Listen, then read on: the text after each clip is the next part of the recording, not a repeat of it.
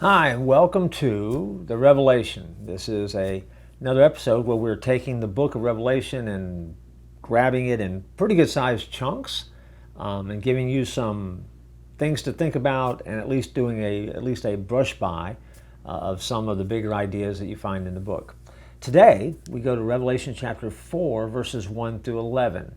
And what I'm going to do is I'm going to read two verses to you and then kind of highlight a couple other things as we think about the glory of God just a little bit. Chapter 4 is an interesting chapter. It says this: "After this I looked, and there before me was a door standing open in heaven." Now remember, this is John on Patmos, and he is getting this glimpse of what Jesus wants to reveal.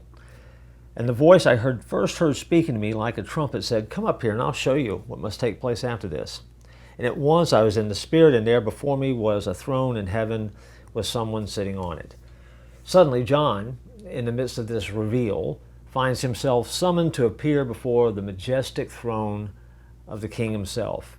And so in Revelation chapter 4, we kind of get a glimpse of heaven in some way. I mean, obviously heaven is a big topic and there's a lot to be studied there, but we get a glimpse.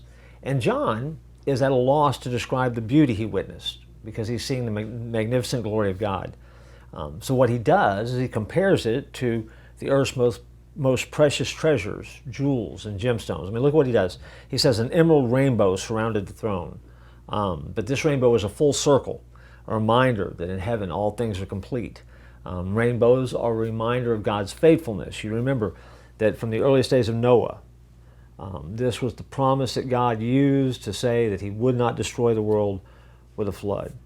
In Revelation chapter 4, verse 4, he describes the 24 elders dressed in white.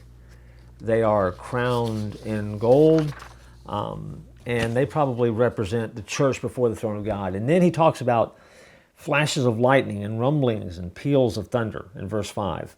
And so when God gave the law, if you go back and you take a close look at the Old Testament, his presence was accompanied by thunder and lightning, and there was that great power that took place in heaven.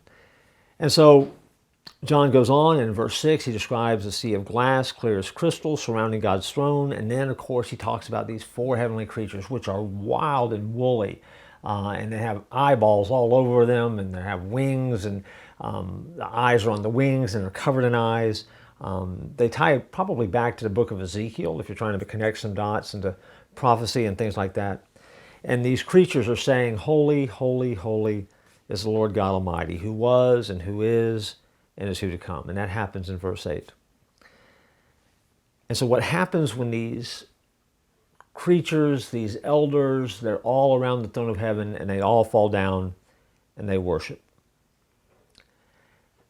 We get a glimpse of heaven here, and we recognize that in that moment we will be as close to God as we possibly could be, and the reaction that we see here in the passage reminds us of how we are going to react.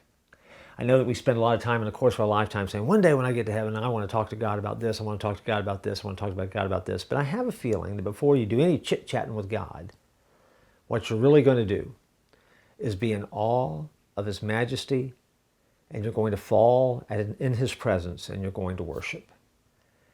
This is a snapshot, a quick glimpse, if you will, that John gets of that majesty and the glory of God. And sometimes we are very guilty of not holding on to that. It's a powerful reminder for us as we read Revelation that when we're talking about God, don't forget who you're dealing with. He is your creator, he's my creator, and he has created it all, and he controls it all. And John gets a glimpse of it that he shares with us in the reveal. That's it for this edition. We'll come back next time. We'll keep digging in, and we'll take another snapshot out of the book of Revelation next time.